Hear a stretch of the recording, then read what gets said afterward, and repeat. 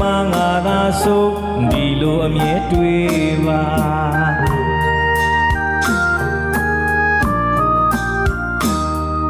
ဖျားမြတ်စွာဟောကြားဒေသနာမဲ့အရာမှမမြဲပါ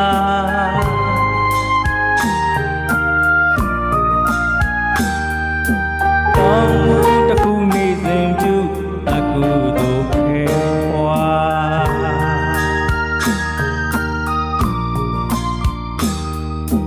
ကို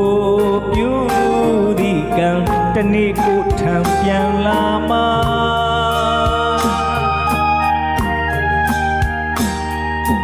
ကောင်းနာတွေးလို့ကောင်းနာလို့မကောင်းနာတွေရှောင်ရပါ